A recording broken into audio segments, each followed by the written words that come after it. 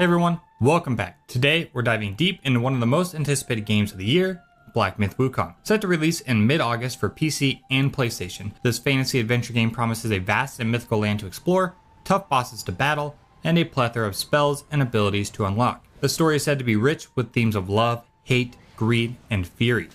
The Xbox release has been delayed, likely due to optimization issues on the Series S, but let's just focus on what we have seen so far.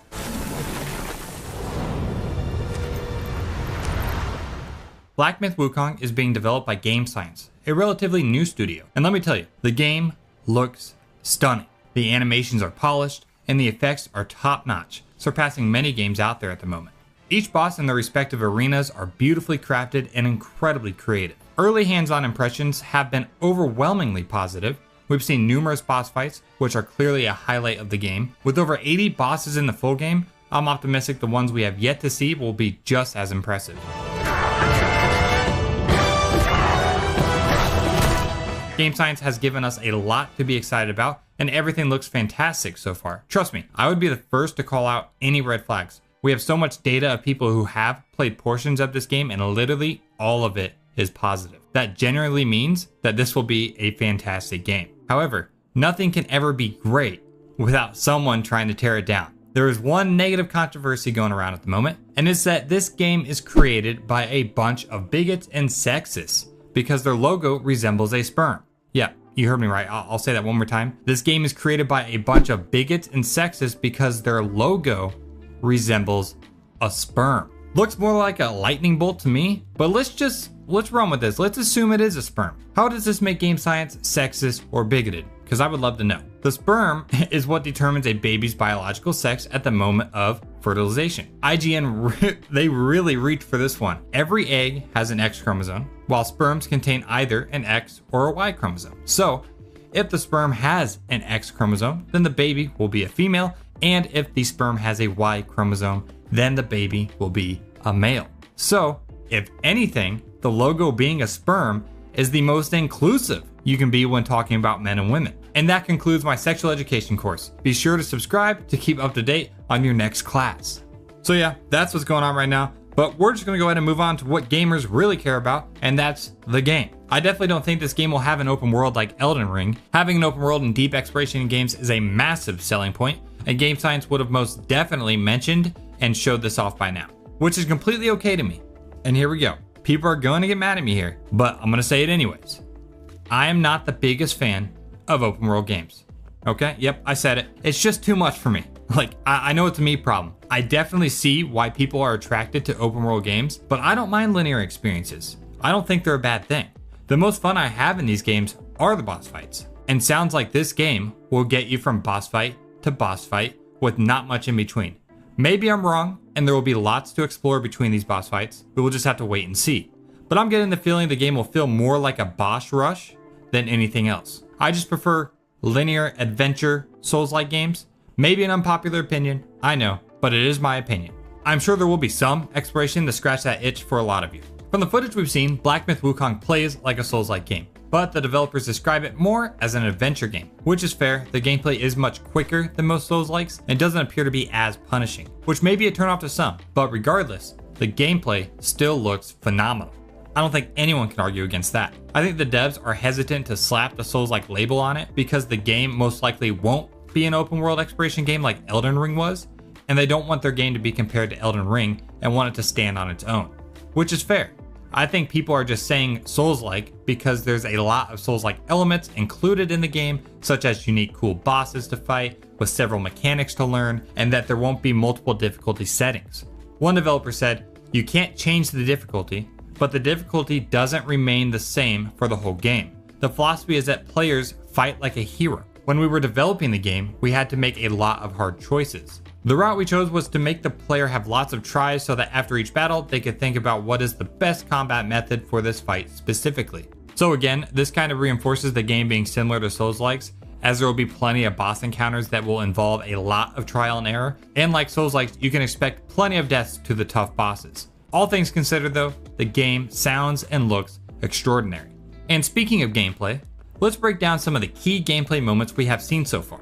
On August 19, 2020, we saw a 13-minute gameplay trailer showcasing a linear path filled with various cannon fodder enemies. This path led us to a mini boss fight with the Wolf Captain wielding a fiery dual-bladed staff. The player used spells and abilities for immobilizing, creating protective auras, and executing charged attacks. The Wolf Captain showcased many mechanics such as a boomerang attack with his staff, a dash, some close-range fire attacks, and he also leaps into the air and then dashes down in an attempt to stomp on you. After defeating the Wolf Captain, you unlock the ability to morph into him, using his abilities against future bosses. This morphing mechanic is incredibly unique and exciting.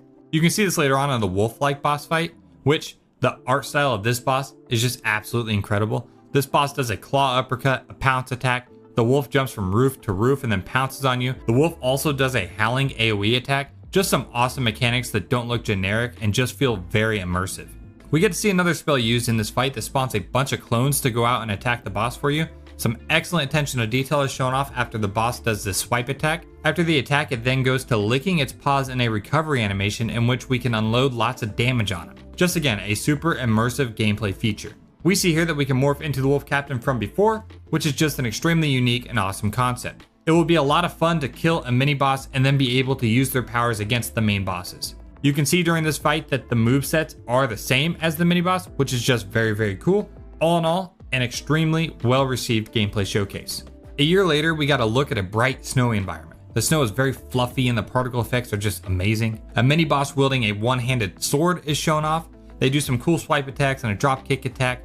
Your character, after using a dodge ability, now leaves behind this translucent image of them, which just looks super cool. Another spell is showcased that draws a circle of fire around the character that the boss can't go through, allowing you some time to recover. We saw some more shapeshifting, this time into a bat-like creature for level traversal, leading us to this electrifying dragon we fight on an iced over lake.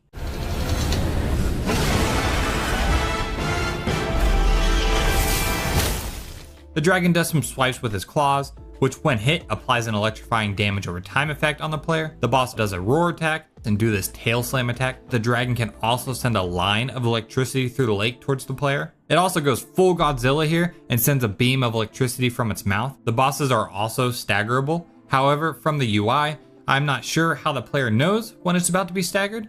Maybe it's when the boss loses about a third of its health, at least in this example, that seems to be the case. But nonetheless, you can deal massive damage once the boss is staggered. You can see that there is not only abilities and spells, but you can also swap between stances to get access to different movesets. Those different stances being Smash Stance, Pillar Stance, and Thrust Stance. The boss then looks to enter a phase 2, in which it hovers above the lake, doing loads of electrifying AoE damage, in which the player swaps to the Pillar Stance and climbs and chills on their staff to avoid the damage and allowing their staff to lengthen over time, in which they can use it to smash the boss afterwards. Another very well received gameplay trailer.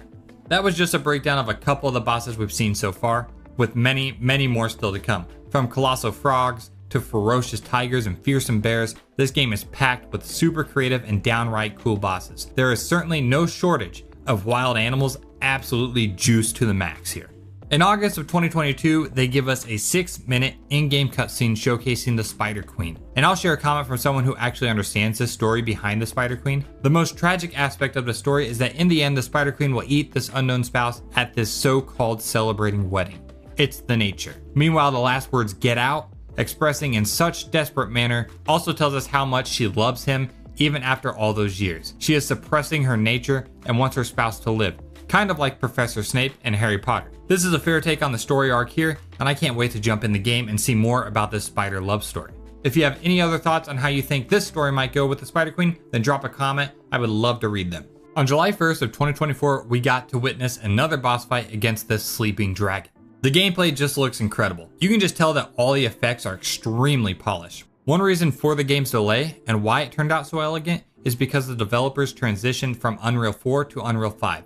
It was a brilliant move. The proof is in the pudding.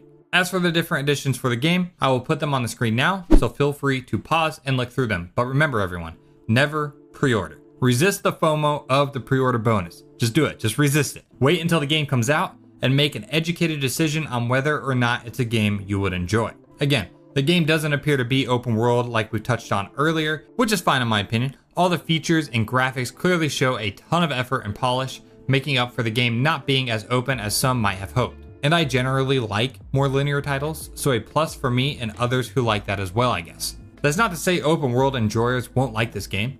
I'm sure you absolutely will, especially if you're a fan of fighting numerous majestic bosses. Although it may not be as difficult as most Souls-likes, that's not to say fulfilling the power fantasy of Wukong won't be a great time. I think it absolutely will be. And again, everyone who was fortunate enough to get their hands on it early have had nothing but positive things to say. The game releases on August 20th, 2024, so definitely mark your calendars for this one and keep an eye out for new content from now until then. Be sure to subscribe as I will cover anything new we learn about the game, and as always, thanks for watching, take excellent care of yourselves, and goodbye!